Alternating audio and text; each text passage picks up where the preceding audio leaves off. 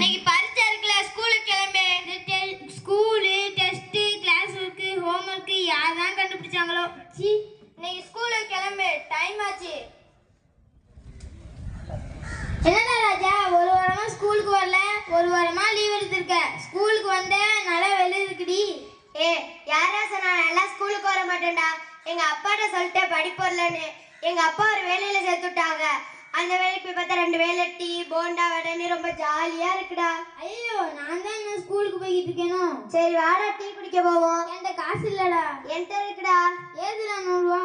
அதான் நான் தான் இப்ப வேலைக்கு போறேன்லடா. 100 ரூபா 200 ரூபாலாம் அசால்ட்டா கிடைக்குதுடா. சரி வா போவோம்.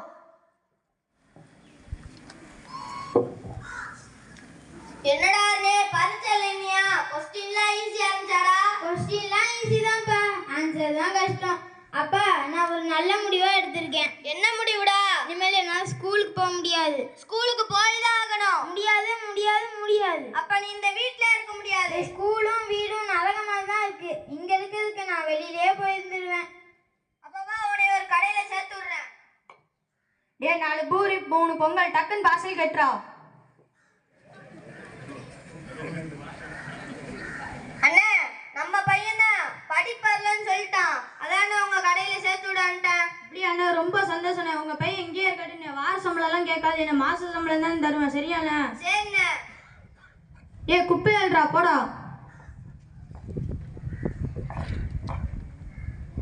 அண்ணே, குப்பை அள்ளிட்டேன். கை கழுவிட்டு வந்துடுவா. ஆமா, நீ பெரிய டாக்டர், போய் டேபிள் தொடரா போடா. அண்ணே, நைட்டு கொஞ்சம் தான் சாப்பிட்டேன், கொஞ்சம் சாப்பிட்டுக்குவா. எப்போ பார்த்தாலும் சோறுன்னு கிடக்காது. இப்போ அந்த பாத்திரத்தில் போ. சரி, ரொம்ப பசிக்குது, இந்த டீ யாச்சும் குடிப்போம். ஆமா, நீ பெரிய கலெக்டர், டீ உட்காந்து தான் குடிப்பா. போய் அந்த பாத்திரத்தில் இருக்குடா போடா. மாமா, சொல்றாம ஏன்டா, வீட்டில் எதுவும் விசேஷமா? கவர்மெண்ட் வேலை கிடைச்சிருக்கு. அப்படியே மாப்பிள்ள, ரொம்ப சந்தோஷம் மாப்பிள்ள. நீ படித்தனால என்ன மாப்பிள்ள உன் தலையெழுத்த மாறிச்சு. அப்புறம் ஏன் படிக்கிற தயக்கம்? நான் படிச்சனால தானே என் தலையெழுத்தே மாறிச்சு. நான் படிச்சனால தான் சாதிச்சேன். நீ என் மாப்பிள்ள நிறைவேச்சிட்டடா, வாடா. அடிச்சா பார் அப்பாயின்மெண்ட் ஆர்டர்.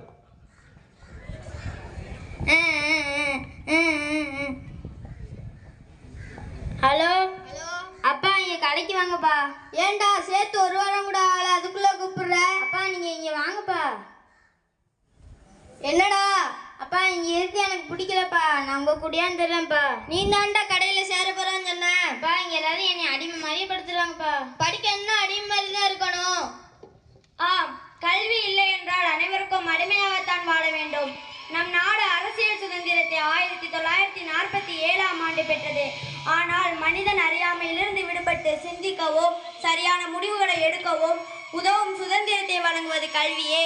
கல்வி என்பது வெறும் புத்தக அறிவு அல்ல.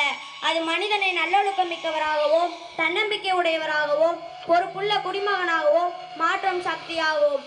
கல்வி கற்ற ஒருவரை யாராலும் எளிதில் ஏமாற்ற முடியாது. அவர் உண்மையை அறிந்து உரிமையை புரிந்து கடமையை நிறைவேற்றுகிறார். இன்று உலகம் வேகமாக முன்னேறி கொண்டிருக்கிறது. அந்த முன்னேற்றத்தில் நாமும் தன்னம்பிக்கையுடன் நடக்க வேண்டும் என்றால் கல்வியை நாம் வாழ்வின் மிக பெரிய ஆயுதமாக கருத வேண்டும். எனவே உண்மையான சுதந்திரம் என்பது சங்கிலிகளை உடைப்பது மட்டுமல்ல, அறியாமையை விலக்கிய அறிவொளியை பெறுவதுதான்.